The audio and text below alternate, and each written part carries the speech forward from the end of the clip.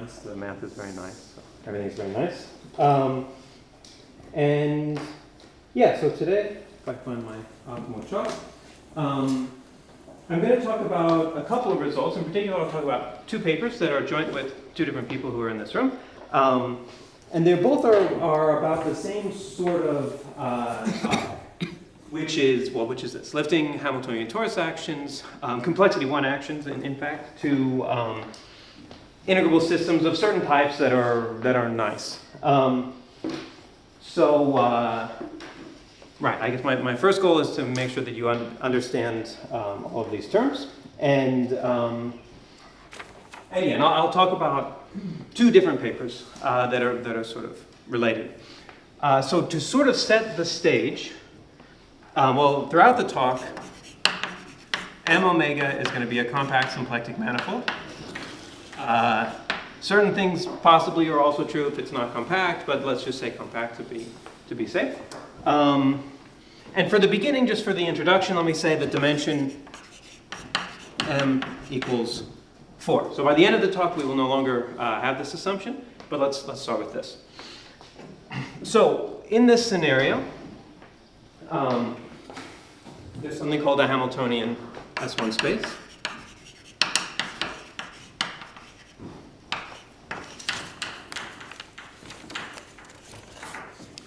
And essentially what this is a circle action on the manifold that's generated by a function, by some Hamiltonian function. So I have the symplectic manifold M omega. I also have J. I'll think of it as a real valued function. I guess you could think of it as a map into the dually algebra of S1 if you want to. And given any real valued function on a symplectic manifold, of course, the people in this room know that you can define the Hamiltonian vector field with an equation that looks, something like this. You can put a minus or not, it doesn't matter to me. And we take the flow of this vector field. And so the point is so that's in general something we can do. In the case of a Hamiltonian S1 space, I'm going to assume that flow generates an S1 action. So these were really studied in a really deep way and understood and classified by Yelkar Shan in the late 90s, and I'll talk about that briefly because I'll need her graphs at some point.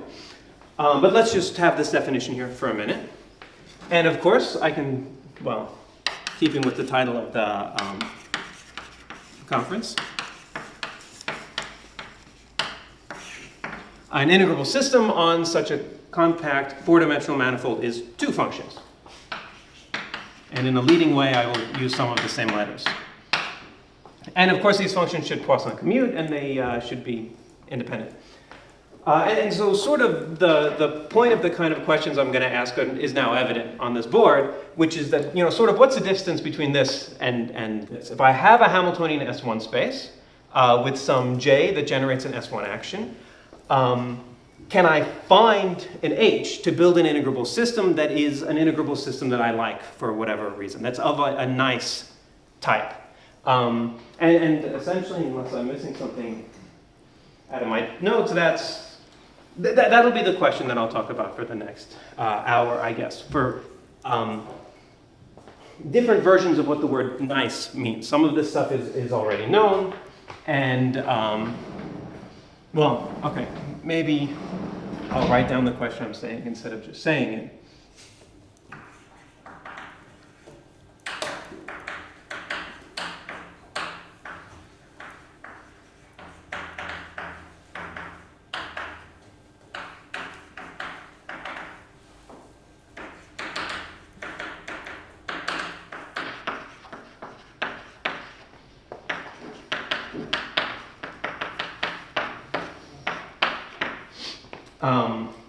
And roughly, I guess I will break this question into, 4 cases.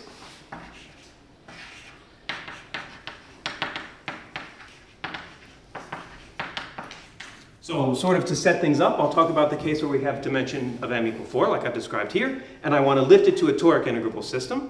So this is not new at all. This is something that was also due to Carchon in 99, but I'll talk about it because this is sort of the setup. Then I'll talk about, well, maybe I can just briefly say,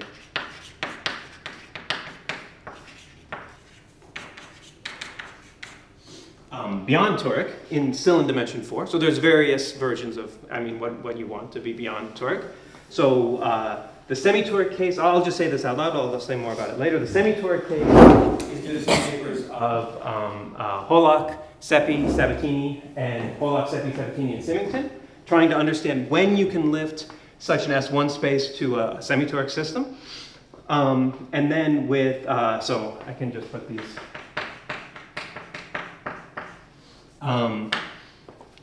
And beyond semi-toric is the paper with the theorem with Sonia that I'd like to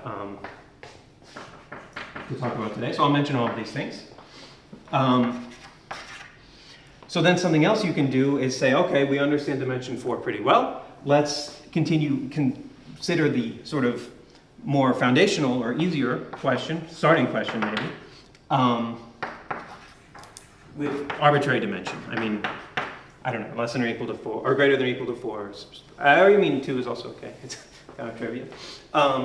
And the toric case in higher dimensions is what I'm going to talk about as my project with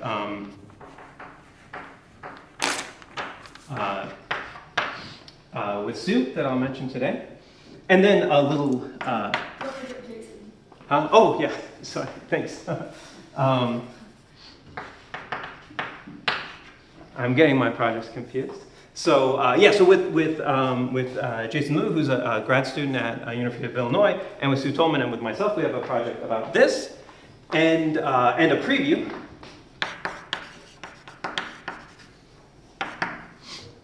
You might also wonder about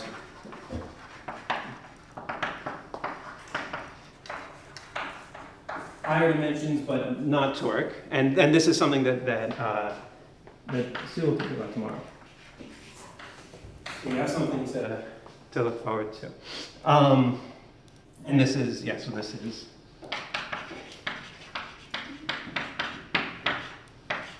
I won't talk about that today. Okay, great. So this is sort of the setup.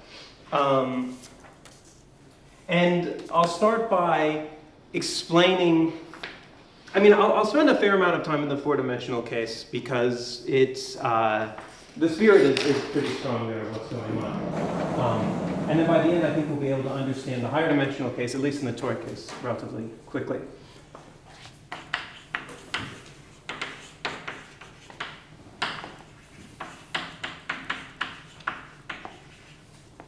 So let's talk briefly about Hamiltonian S1 spaces, and pretty much everything I know about them is from Yael Carchon's thesis.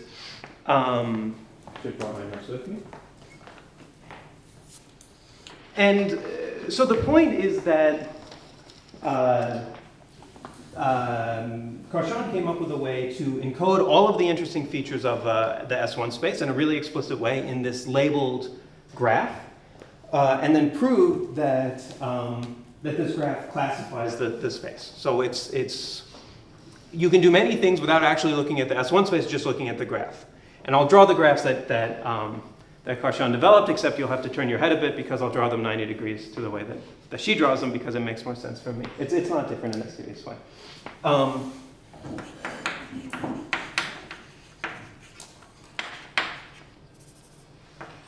So for each feature of the S1 space, I'll have some sort of combinatorial element of this graph. So remember, the S1 space is an S1 action on a 4-manifold. So something that would be interesting would be a fixed point. And by fixed point, I mean like an isolated fixed point, a point that is fixed by the S1 action, but nearby points are not fixed by the S1 action. And in the graph, this is a vertex. Another feature you might be interested in is, well, what if there's something fixed that isn't just a point? So another thing that could be fixed by the action of S1 could be a surface. And we will also indicate this by a vertex, but it's kind of a fat vertex. And this one will come with some extra data. Sorry. Yes. I'm now in dimension 4. Well, yes, we'll be in dimension 4 for, I'll make it clear when we move up, yes. So you have fixed surfaces of the S1 action. I'll indicate those with a sort of fat vertex that's labeled by the area of that surface, the symplectic area, and its genus. Could you remind me what the definition of Hamiltonian S1 space? So yeah, all I do is I take a compact, which, I mean, again, compact symplectic manifold with a function on it that generates an effective S1 action. So the missing component, it could have isotropy group. Yes, exactly. And that will be the next, you're predicting the next part of my chart here. So in terms of things that are fixed, it turns out, I mean, this is also something to prove, but it turns out that either it's a point all by itself or it's a whole entire surface. And then the other thing would be what kind of interesting isotropy can come up. And it turns out, and again, everything I'm saying on this board is due to Parshan, that the only way you can have some isotropy is it always appears inside of a sphere. And so what I mean is that this S1 action is, acting on the manifold, and everything has period, an S1 action with period 2 pi, say. But there might be some points whose period is lower than that. It would be points of period 2 pi over k. So it's sort of like a sphere that's rotating k times faster than you would otherwise expect. And what's interesting about the sphere is that if you have a sphere that's spinning, the poles of the sphere are fixed points. And so this is why we can indicate this isotropy sphere by an edge in the graph that connects two vertices, right? Because it connects isolated fixed points on each side of it. And I will only draw them if k is at least 2, because of course having k equals 1 is just the normal. There's no isotropy there. Okay, and each of these things I'll draw, or maybe I could just say label, but I'll end up just drawing them.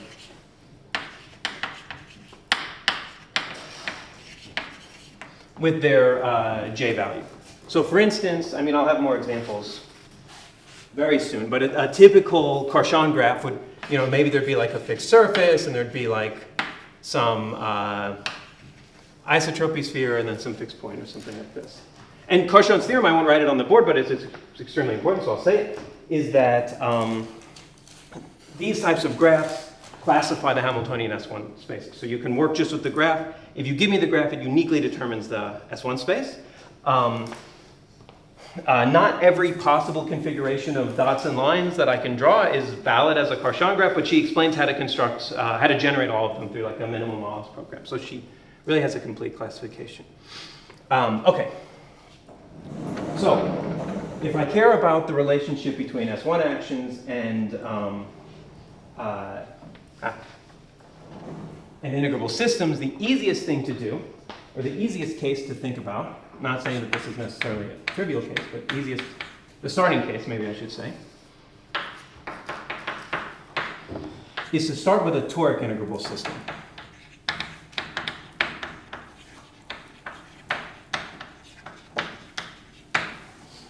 So if I start with the toric integrable system, both J and H each generate a S1 action, and together this generates a T2 action. So these generate an effective T2 action. And so it's a theorem that is known to the people in this room, I think, that toric integrable systems are classified by their image, which is a Delzon polytope. I'll draw an example of a Delzon polytope. In this case, it's a Delzon polygon because I'm in dimension 4. And then something you can do if you have a toric integrable system, but what you really wanted was an S1 space, you can just forget the H.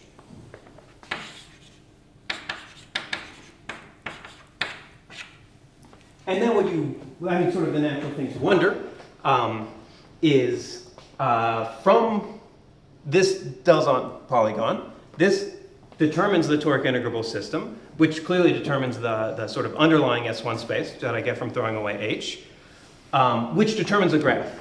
And so what you'd like to do is read the graph directly off of the polygon. And I will do this in an example, but kind of explain how to do it in general. And it goes quite quickly, actually. And this, again, is due to Carchon. I'm still under the name Carchon. So vertical walls, it turns out the S1 action generated by the first component of the momentum map of the toric system acts trivially on the, fixes vertical walls. So every vertical wall becomes a fat vertex. Maybe indicating which direction the J and the H go. Yes, sure. J is horizontal. Yes. Right. Yes, thank you. Okay, so yeah, J is the left, right? I mean, it's like my X component, sort of. So according to that this is up and down, we have something that's fixed by the S1 action. Vertices of the polytope become vertices of the graph. And the edges of the polytope each have a chance to become one of these ZK spheres. And the sort of way that it works, for instance, this edge, well, I tried to draw it with slope minus 1/2. That will correspond to a Z2 sphere. All of these other edges, which are, if they have integer slope, just disappear. They're like Z1 spheres, essentially. So the way that it works is if you have an edge of slope A over K in simplest form, that corresponds to a ZK sphere.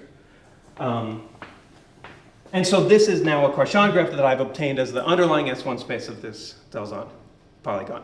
And so if you understand this example, you will have a good shot at understanding the rest of the talk. So if there's questions. Yeah. I just wonder, when you say fixed surface, do you mean a setwise fixed surface or pointwise? I mean, point-wise fixed surface. Everything in it is fixed. Yeah, that's a good question. Thank you. Yes, other questions? No? Okay. And so even just from kind of staring at this example, you can kind of come up with something, although I write... Maybe I ask you one question. Yeah. When you do it in this way, so kind of the order of these guys is important. So first comes this, and then point, and this. But as far as I understand, J is the J. J is important. Okay. Yes. Sorry, yeah, indeed, yeah. You have this. Right, but you're right. I should point out, I mean, I wrote that I would label it with the J value, but instead of like labeling it, I just drew it in the left to right order sort of corresponding to the J value. Yes, yeah, that's a good point. Okay, I have to erase already.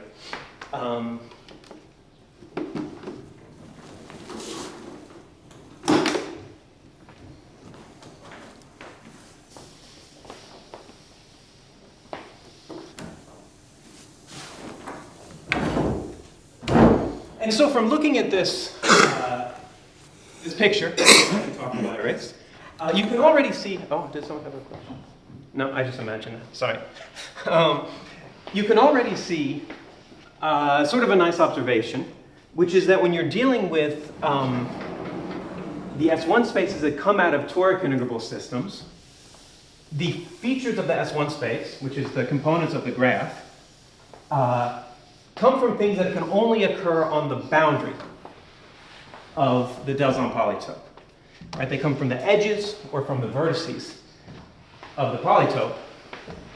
And so this is actually going to give you an idea of what sort of Carchon graphs can show up like this. Right? I mean, I can't have a Carchon graph with a bunch of stuff at the same value of J. I can only have something that comes from the boundary on the top and something else that comes from the boundary on the bottom. I'll do... Sorry, but two of them can be on top of each other. Yes, exactly. So in principle, with the S1 space, as many can be on top as you want. But from the ones that come from toric things, you can have at most two. Exactly. I'll do an example. Some practice to get used to things. So here's CP2 with the usual torus action. If I throw away the second S1 action, then I'm left with an S1 space. The Carchon graph is a fat vertex and a regular vertex. The other two things have integer slopes, so they disappear. So now I'll start doing some things to this space. Let's say I take a blow-up. So this corresponds to a corner chop. On the level of the S1 space, this produces a new isolated fixed point like this. So that's fine. And this is, I mean, Kroshan also explained how to do this without looking at the toric case. I mean, you can do things just from the S1 action. You have S1 equivariant blow-ups. Now I'll do another blow-up of the exact same size.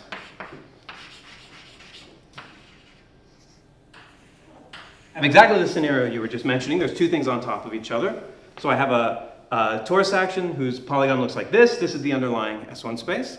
And from the point of view of a S1 space, there's no reason you can't do this again. You do a S1 equivariant blow-up that's on this, of a point that's on that surface, and you get a graph which is a totally valid graph of a Hamiltonian S1 space. And now you can see this graph could never come from a toric integrable system, because you can't have three edges in the same vertical line, right? You can't draw a line that intersects the boundary of a polygon 3 times. So nothing toric can fit there, right? So this is the kind of game we're going to play in many situations, I guess. And in fact, so essentially I've argued the spirit of proving something which is somewhat interesting, which says that if you have 3 things in the same level of J, then it couldn't have come from something toric. This is almost the level of observation. But the converse is also true. I guess there's one caveat, but that's, I'll write it down. The converse is also true, and this is also a theorem of Kroshan's. And so this is much more than an observation. This is an important theorem.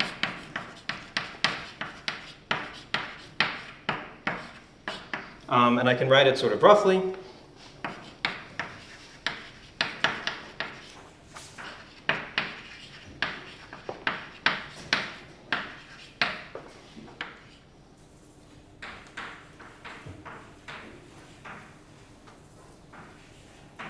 So if there's less than 2 components of the graph at each level of J, each fixed level of J, and well, I also said that this fixed surface is going to have a genus. So less or equal than 2. yeah, I should put a number there. Thank you. Yes, thank you. Less than or equal to 2 components at each level. And this fixed surface can have some genus. I mean, I was being lazy. I wasn't labeling it here. In these cases, it's a sphere. And in fact, it's always going to be a sphere if it comes from a toric system. So the genus of any fixed surface has to equal 0 if they exist. This is true if and only if it can be lifted to a toric system.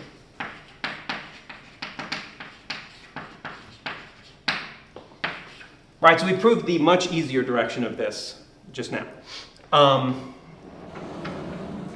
Okay, so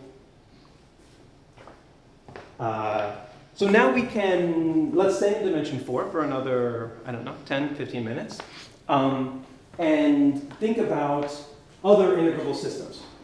Right, this is telling me when I can lift an S1 space. You look at the graph, and you can more or less read off the graph if you can lift it to a toric integrable system. But maybe toric is asking a bit too much. I mean, it's asking a lot. So this is part 2 of my talk. I guess I forgot the 1, but it was somewhere. Sorry, just a possibly stupid question, right? In principle, those fixed points, those corners can be on the upper line or on the lower line. Probably, right? There is some algorithm. How do you know where it is? Or That's a good question. I guess, I mean, the point is that there's options when you lift. So pretty much, if you wanted to ask what's like the set of all toric systems you can lift to, it would be exactly what you said. For each component, you decide if it should be on the top or on the bottom. And then, you have a condition. You don't want to like put 2 elliptic points on top of each other or something. But other than that, you have. But there will be for one graph, there will be several. Yes, exactly. Toric manifolds. Right. Exactly. Which actually, I mean, can be quite important, because you might want to. So something that I'm interested in, you'll hear about with Johan's talk a little bit in 30 minutes, is looking at like families of integrable systems that have a fixed S1 space, but transition between different things, different types of integrable systems. So maybe you go between the one where the points are on the top to the one where the points are on the bottom. You have some bifurcations. One more question. Yes. But what about the number of fixed surfaces? So It's yeah. yes, no, you have a good point. It cannot be greater than 2 for toric actually. Yes, exactly. And the point is that I guess maybe what I said out loud and should have written is that assume you start with a Hamiltonian S1 space, then these are equivalent, and it turns out that every Hamiltonian S1 space has that property. You can't have, the fixed surfaces can only happen at the maximum or minimum values of J, Oh yeah. no matter what. So in general, it cannot be then. Right. So it, of course, it's the toric ones, but I'm avoiding saying. Yeah, that's a good point. Okay, so let's go beyond.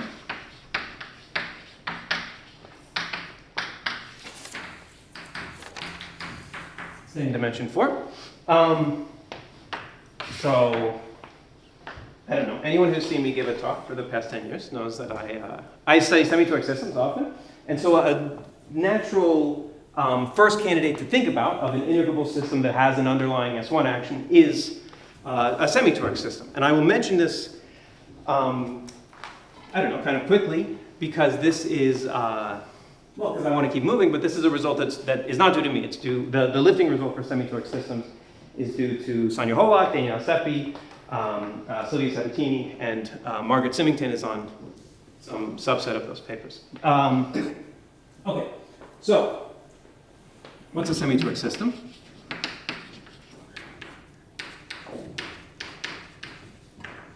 It's an integrable system such that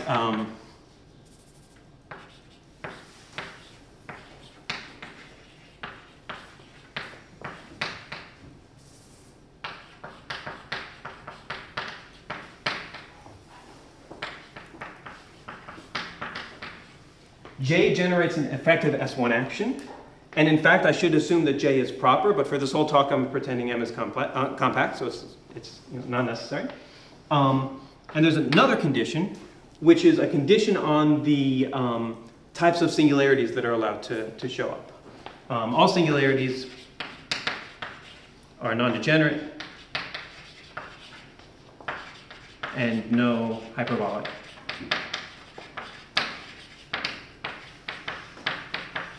So the easier way probably to understand this, if you haven't seen it before, is instead of me saying the things that don't happen, you can think about the things that do happen. So a semi-toric integrable system is an integrable system that has all of the singularities that usually happen in a toric system, the elliptic regular and the elliptic elliptic, and additionally one type of singularity called focus-focus. And so these were first studied by San in 2007, I think.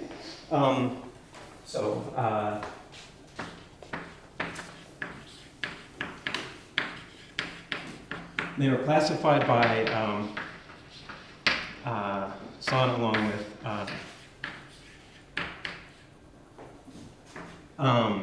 Oliver Plyo in 2009 and 2011, and something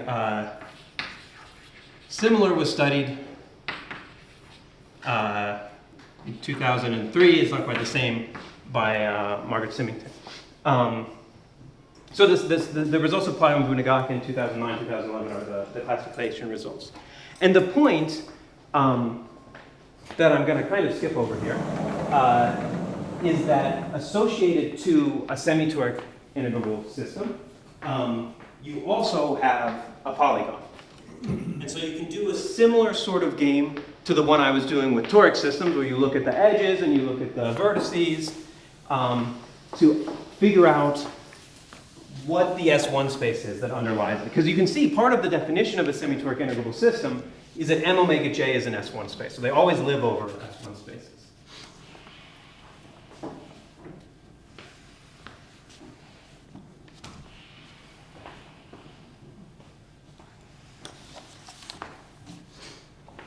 So maybe I should be efficient and erase two things at once.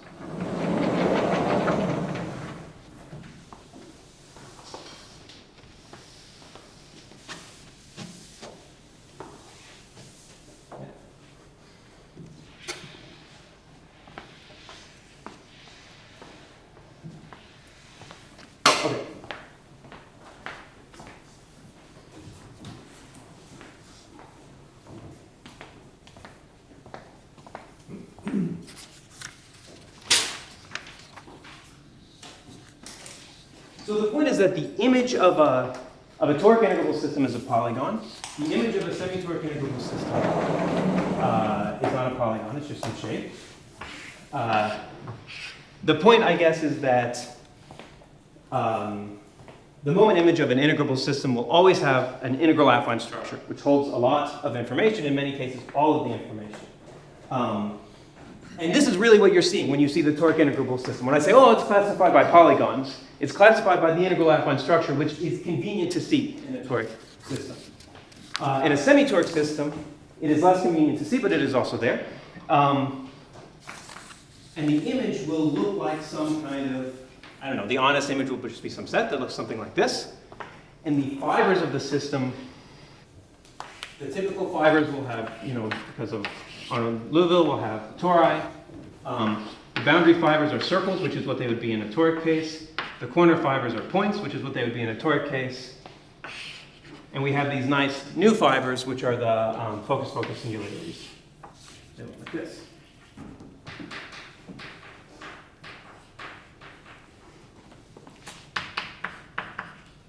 And there's my image. Okay. And now let's think about S1 actions. We have this integrable system, JH. Oh, sorry, here I'm using F to mean the joint moment map, JH. I didn't write that. And J is generating an S1 action, so it generates an S1 action on each of these fibers. So like, okay, an S1 action on the torus, that's easy enough. An S1 action on a circle, okay. S1 action on a point, okay, it's trivial. The sort of new thing is thinking about what the S1 action does on the focus-focus point, or on the focus-focus fiber. And it sort of necessarily has to rotate it this way, right? The other action is not periodic because you run into the fixed point. And so if you think about it a bit, the point I'm trying to make, at least, is that a focus-focus point is fixed by the S1 action. And so if I want to recover the Karshan graph from a semi-toric system, you might have fixed points that come from the edges. You might have ZK spheres that come from the edges. And you might have other isolated fixed points that appear in the interior. And these necessarily have to not be connected to ZK spheres, because ZK spheres can only exist on the boundary in a semi-toric system. And so, and I'm kind of summarizing results here. I mean, I'm waving my hands a lot and skipping the detail, but I'm summarizing results from these. I should write the names.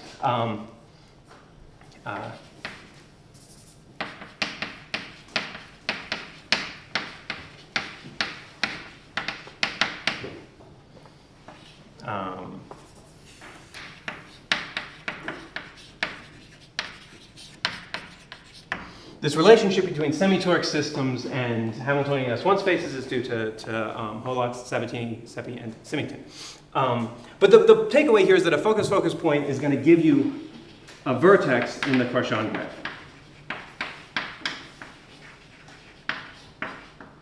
And so if we think about, I'm really going through these boards fast. If we think about the problem over here, we couldn't extend this to a toric integrable system because I have three things at the same level of J, and these things can only occur at the top and bottom. So there's only space for two things. In a semi-toric system, we are now allowed to put things that give me a vertex in the interior of the moment map. And so it's perfectly fine to draw a semi-toric system who, well, I'll be a bit rough here, but whose moment map image looks something like this, which will have as an underlying S1 space this thing that was impossible for toric systems, right? We're allowed to put something in the middle, and so we get much more, well, we get some more freedom. And again, this is I'm just repeating things that is in this paper, or these papers of HSSS. Right, and I could also, associate it to a semi-toric system. You can use the integral affine structure to define a polygon, and you can read the S1 space off of the polygon. I'm sort of skipping a step so that I don't have to go into all that, I guess. But that's what the result says. That's how it works. How do you assign 3 points there? So the point is that this is supposed to be like an elliptic point that's on the top corner, and this one is one that's like a corner on the bottom corner, and this is a focus point that's in. That X is okay. Right. Yeah. So then you have more space for these sorts of things. Okay. So. Let me draw another perfectly valid Cauchy graph.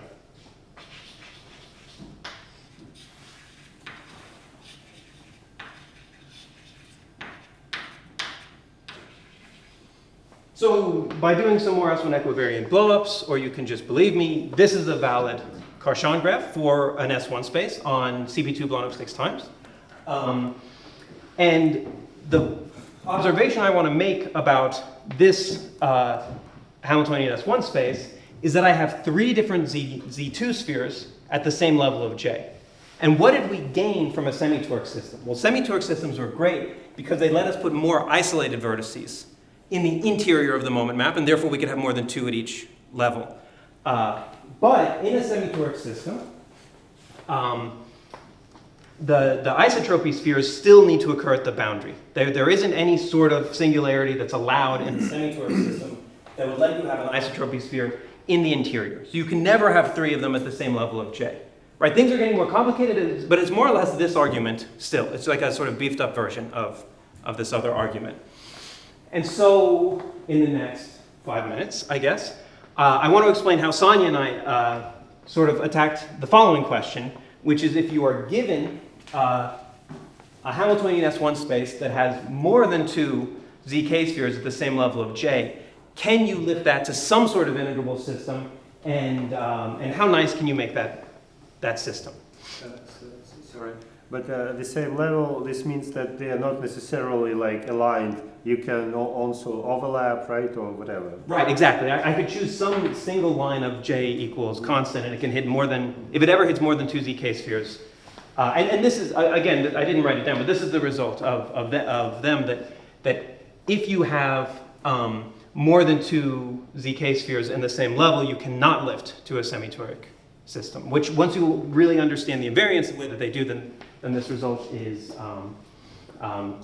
follows quickly from their other analysis. And sorry, Joey, like on the left, are you assuming simple semi-toric systems? Can you have more than 3? That's a good question. So in principle, you could have, I'm not assuming that it's a simple semi-toric system, so if I want S1 space with more things that happen So to at least this problem you've solved, didn't you? then it's also, this is also possible, yeah. Okay. I don't know, I'm like using each word for 2 sentences, so.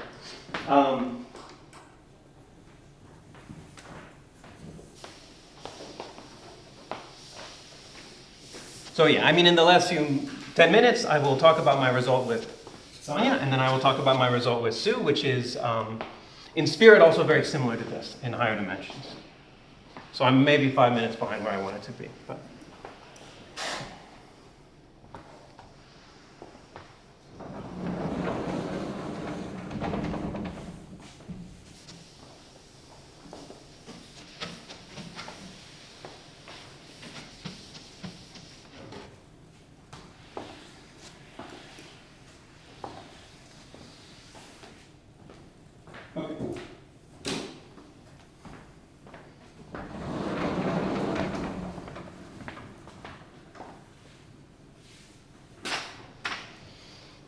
So there's various ways to try and lift this sort of system. I mean, I'm going to think about this S1 space for the rest of the talk, roughly, but there's, I don't know, it's a good example, but there's other examples. There's other behavior that's going to capture this. But one way you can think about it is that these ZK spheres occur on the boundary of the moment image, and it would be nice if I could kind of have more boundaries than just a top one and a bottom one. And what I mean by that is if my moment map image could kind of split to have like 2 ceilings. So I'm being a bit rough here because it's not really the moment image I'm talking about now. In toric and semi-toric systems, we're lucky that the fibers of the momentum map are connected, and therefore the moment image is the same as the base of the Lagrangian vibration of the integrable system. But if I want more things all going on at once, one thing that you might, one strategy you might take, which is the one that I took with Simon, is to start thinking about systems with disconnected fibers. So you can have the fibers of your system, they disconnect, many different things happen in different sort of levels of the moment image, and you can get these decay states. And that's exactly what I'll do. So, I will talk about flaps.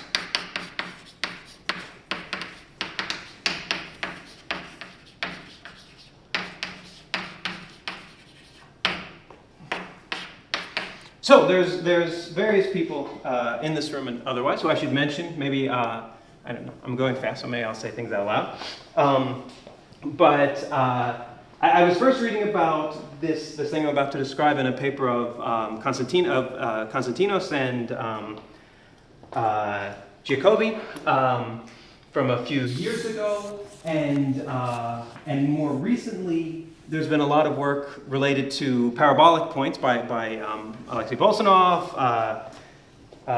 Nikolai Martinchuk, who is not here, but here in spirit, I guess, and various other co-authors. I mean, many people now are working on parabolic things, I think. I want to draw a picture, which is that I have some moment map of an integral system, and inside of this I have sort of a curved triangle of singular points. And this will be, it turns out, the thing that solves all my problems. So if you start above this triangle, the fibers of your system are tori as usual, everything is smooth and nice. These points are hyperbolic regular points. And what that means is they look like a sort of double torus. So like a figure 8 across S1.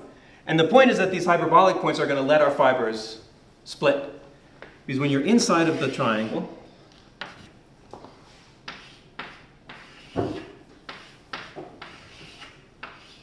the fibers of your system are disconnected. And so it's called a flap. I'm not wearing a shirt with pockets, but this middle picture, the hole goes all the way through. yes, yeah, I'm doing my best. Yeah, it's figure 8 cross S1. Yeah, but yeah, there's something like this. But then, wait. It's like so this hole you can go through, right?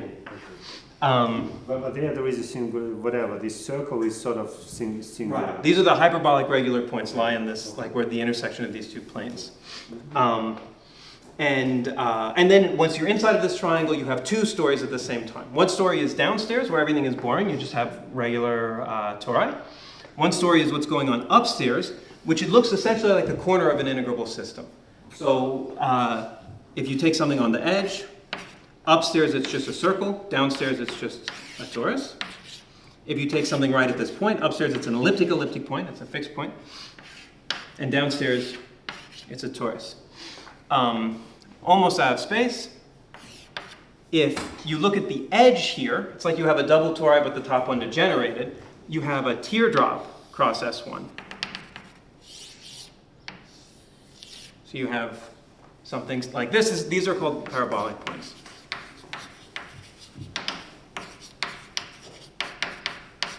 And these are roughly the most desirable type of degenerate singularities. I'm being a little bit biased here because there's some options probably, but they're a relatively mild type of degenerate singularity, these parabolic points. Okay, I should talk extremely quickly. What's the point? The point is that all of the fibers I've just drawn also admit an S1 action. You rotate the figure 8 like this, and you rotate this one like this. And so flaps like this can exist in the presence of a global S1 action, which is good because that's what I care about. And moreover, if you start with an integrable system that has a focus point in it, you can induce what's called a Hamiltonian half bifurcation, which takes the focus point and replaces it with a small flap like this. And if you want to be very careful, if you want to do what I want to do with it, what you would like is to have the presence of a global S1 action, perform the Hamiltonian off bifurcation to make this little flap where I want to stick my Z2 spheres, or ZK spheres, and do it in a way that does not change M, omega, or J.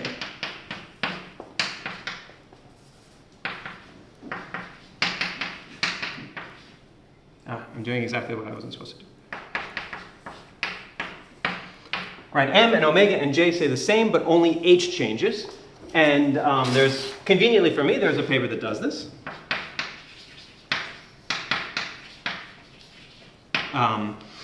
That Holger Dulin wrote with Oliver Plyo about how you can undergo this bifurcation in a way that preserves the underlying S1 space. So I'll draw some pictures. The point is that if I start with this Hamiltonian S1 space, by the results of Holock, Sabatini, Seppi, and Symington, I can lift this one, because I only have at most 2 ZK spheres in a single level of J. And so I'll lift it to something that looks complicated. I'll be a little bit rough here. Right, I mean, I'm just drawing some vague idea. It's a system that has a Z2 sphere up on the top, has a Z2 sphere down on the bottom, and has a focus point sitting in between. And now, so this, I constructed this with them. And now, I'm going to use the pair of Dulin and Plyo to draw something, again, very rough. Replace this focus point with a small flap. And the point is that this has the same underlying S1 space. I haven't done anything. But now, since the flap roughly looks like the corner of an integrable system, I can do a blow up, a corner chop on that flap. And so I end up with a system like this. The flap has been chopped off. And what happens to the underlying S1 space? Well, I obtained exactly the one that I could not obtain before. Okay, I'll write a theorem and I'll say a very short amount of sentences about my project with Sue.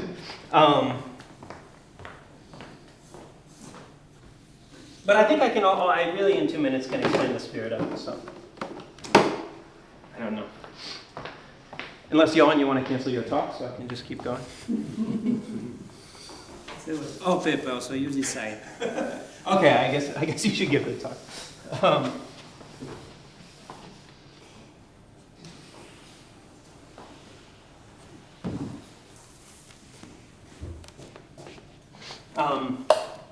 Okay.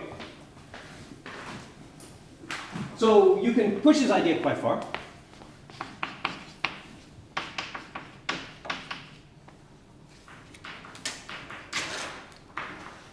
I don't remember the year, but I'm going to write 2022 because it was something like that.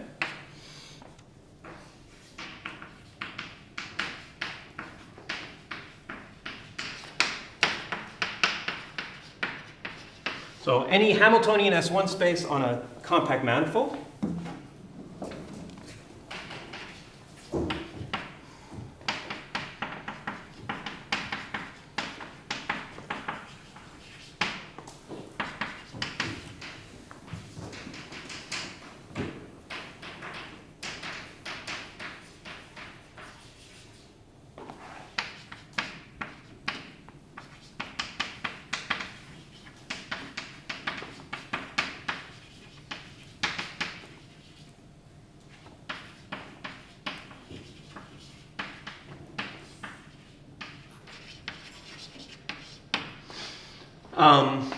so if you start with any S1 space, you can always lift it to a system that is integrable, and every singular point is non-degenerate, except for possibly these relatively tame degenerate points called parabolic, that necessarily occur when you have flaps. So I have 2 comments about this, and then I'll talk quickly, I don't know. First comment, there's a name for these systems.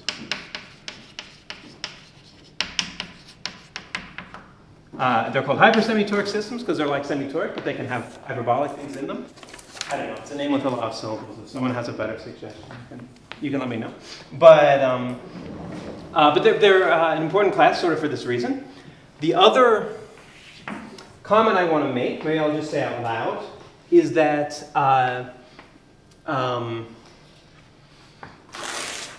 you cannot get away by removing degenerate points. It's pretty easy to see, actually, that the system I drew somewhere, the system with all the zk spheres, can never be lifted to a system where all of the points are non-degenerate. So you have to include some kind of degeneracy if you want this result. And parabolic is a relatively mild one, so this is, in some sense, like a sharp result. I mean, you could include other types of degenerate points, which would be interesting as well, but you can't get away with something completely non-degenerate. So, I don't know, can I have 2 minutes? One? Okay. So I want to talk about, okay, I will take my 60 seconds, I'll use all of them. I want to talk about something similar that's going on, and you will see much more about this, or similar types of questions when Sue talks about another project tomorrow. The point is that you might want to do the same thing in higher dimensions. And so I'll write some keywords on the board. What I'd like to do is start with a complexity 1 space. So that's a symplectic manifold with a torus action that's one less than being toric. So it's like a Hamiltonian S1 space except in n dimensions. These were extensively studied and classified in a very broad case, which will eventually be all cases. Right, you can ask the same thing. If I'm given a complexity 1 space, it's one function short of being toric. When can I lift it to something which is nice? So for the next 30 seconds, nice will mean toric. When can I lift a complexity 1 space to something that's toric? And the point I can explain in a very short amount of time is that you can look at the action of this complexity 1 space, and there's certain points that have that are exceptional in terms of how the action works. It's completely analogous to the zk spheres and things like this in lower dimensions. And you can draw the picture of these points, and you'll get some, I don't know, some graph. This is my favorite one, I guess. This graph that tells you all of the exceptional things that are going on with the system. And the idea is that just like in the lower dimensional case, all of these exceptional things either need to come from the top of the Delzon polytope or the bottom of the Delzon polytope. And so I have no time to write, but I will say that, that along with Sue Tolman and her student Jason Liu, we are currently proving, I think it will come out, I don't know, you can keep an eye on arXiv, it will come out sometime relatively soon, that the same kind of result holds in the toric case, which is that if you have at most 2 layers, you can lift one to the top of the polytope and the other to the bottom of the polytope. And so the same sort of thing happens, that if you have no more than 2 things happening at the same level, roughly, then you can lift it to a n-dimensional Delzon polytope. Yeah, so that's, I apologize to Sue also for skipping something I wanted to talk about. But that's all I'll say, and I'm sorry also for going a few minutes over. Thank you.